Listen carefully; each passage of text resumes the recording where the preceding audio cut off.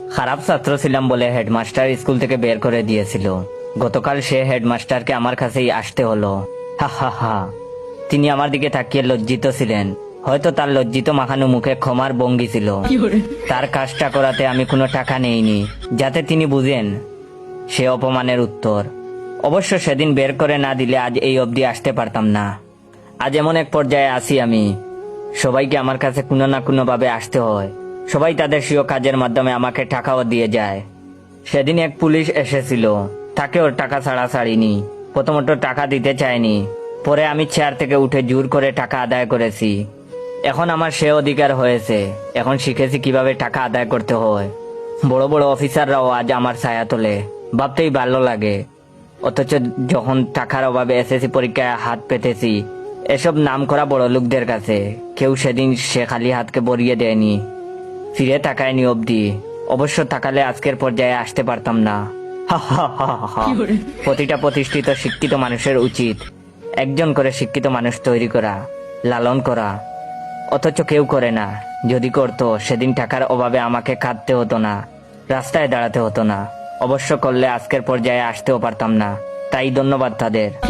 ভাবতেই ভালো লাগে, যে মেয়েটি আমাকে প্রত্যাখ্যান করেছিল টাকা ছিল না বলে, সে মেয়ের হাজবেন্ডও গতকাল এসেছিল। হা হা হা। অন্যরকম ভালো লেগেছিল আমার কাছে। লজ্জায় সে বাইরে ছিল, আমার অফিসেও ঢুকতে পারেনি। অবশ্য সেদিন টাকার জন্য আমাকে রিজেক্ট না করলে আজকের পজিশনে আসতে পারতাম না। হা হা হা। তবে তার লাঞ্ছনায় একটা কথা বুঝেছি, ভালো ছেলের জন্য মেয়েরা তাদের হাত ধরে না, মেয়েরা হাত ধরে শুধু টাকার, শুধু টাকার। যেদিন থেকে বেকার হয়ে ঘুরেছি রাস্তায় রাস্তায় একটা কাজের আশায়, সেদিন সবার ধিক্কার পেয়েছি। অবশ্য ধিক্কার না পেলে আজ এই অবধি আসতেও পারতাম না। হা হা হা। আজ আমার অফিসে এসে সবাই সিরিয়াল দেয়, ওয়েট করে, একবার দরজা খোলার অপেক্ষায়। তাদের গাম দেখতে ভীষণ ভালো লাগে আমার। অবশ্য সেদিন তারা আমার গাম না জোড়ালে আজ এই আসনে অধিষ্ঠিত হতাম না আমি।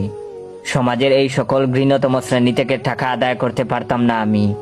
হা হা হা হা। জানেন, ছোটবেলায় বাবাকে হারিয়েছিলাম। কেউ কাছে এসে বলেনি বাবা মারা গিয়েছে তো কি হয়েছে, আমরাও যে তোমার বাবা, আমরাও যে তোমার অভিভাবক। অবশ্য বললে আজ এই অবধি আসতে পারতাম না। হা হা হা। আজ সমাজের সে সকলকে ধন্যবাদ যারা আমাকে এই চেয়ারে বসিয়েছেন। ওয়েট, আমি কি এমন সম্মানের চাকরি পেয়েছি তা জানার আগে অবশ্যই আমার এই ভিডিওটা আপনার 15 জন বন্ধুকে শেয়ার করবেন। এবং যারা যারা চান আমি রেগুলার ফানি ফানি গল্প দেই, তারা অবশ্যই আমার অরিজিনাল টিকটক অ্যাকাউন্ট বাইসা বনফায়ারকে ফলো দিয়ে রাখবেন। আর সমাজের সে সকলকে ধন্যবাদ যারা আমাকে এই চেয়ারে বসিয়েছেন। আশা করি আমার মতো আরো অনেকেই হবে পাবলিক টয়লেটের ক্যাশিয়ার। হা হা হা। Oh, no, no, no, no.